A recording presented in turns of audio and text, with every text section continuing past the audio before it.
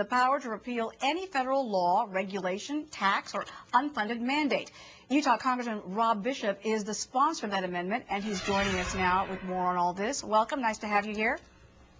Nice to be here. Thank you for the invitation. Before we get to talk more about the repeal amendment, let's talk about what's happening today in Congress. What's your reaction to the votes on Capitol Hill today?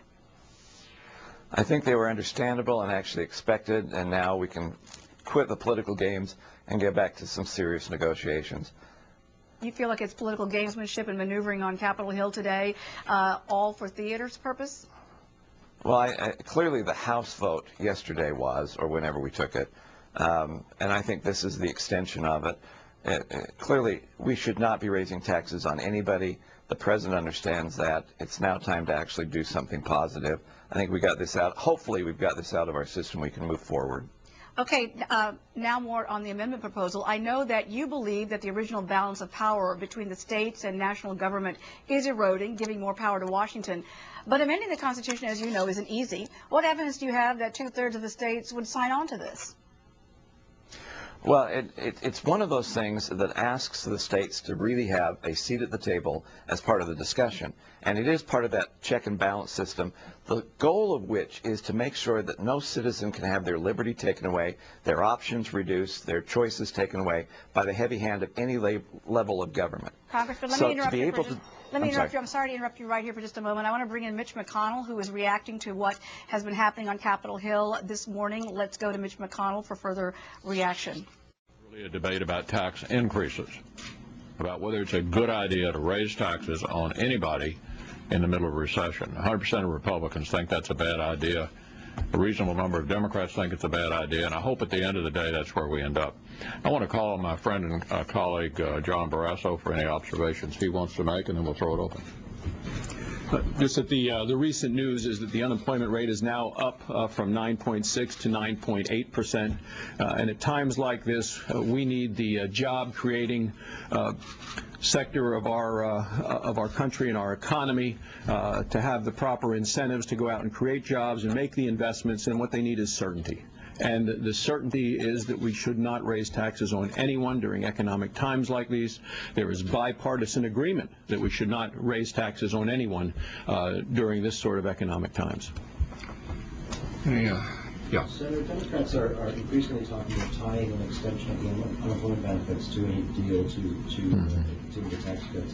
What's your reaction to that? Well, as you know, there are discussions underway. I've designated Senator Kyle to represent Senate Republicans, discussions underway about how to package all of this.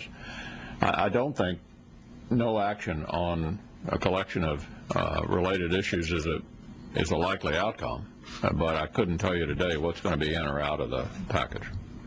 But do you have a problem fundamentally with attaching a long-term extension of view on the tax? Trish, I have many faults, but lack of discipline is not one of them. I'm not going to, negotiate this deal with you guys this morning. Senator McConnell, the newest Democratic message on this issue is that Republicans are holding hostage tax cuts for the middle class, notwithstanding the extension, to protect. What I'm asking is this new sort of offensive message of theirs. Is it going to have any effect, or should they think that they can get anywhere by actually driving this thing to expire?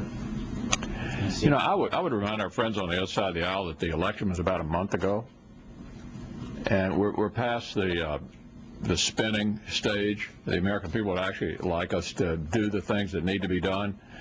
And as we indicated this week in the letter signed by all 42 Senate Republicans, what needs to be done, what must be done, is decide the tax question and decide how we're going to fund the government.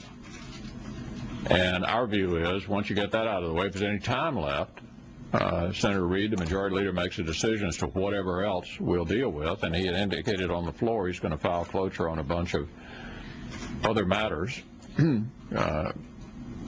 presumably to be voted on midweek.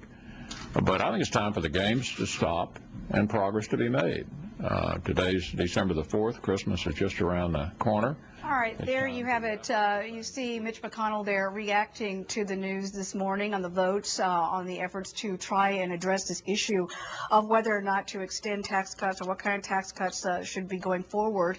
We are still awaiting to hear from President Obama, who is expected to speak at any time now about North Korea and some other issues that we may be hearing more about taxes. We don't know that yet, but we are waiting to hear from the president. But for now, let's go back to Representative Bishop, who has been talking to us about this amendment to go forward that he hopes will be adopted and embraced by other states across the country on balancing the power between the government in terms of the people and the legislature. What more can you do right now to make sure that what you're saying is going to be heard?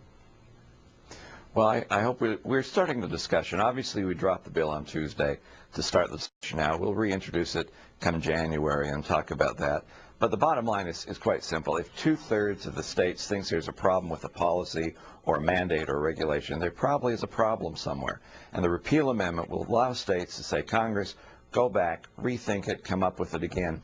I also don't think it would ever be used. I really think that Congress, once this tool is in place, would have to take into account the impact it would have on states, which right now there's a whole lot of my friends in Congress who have this cavalier attitude that we're Congress, we can do anything we want to. We may deign to give states some authority occasionally. That's not the way it was ever intended to be.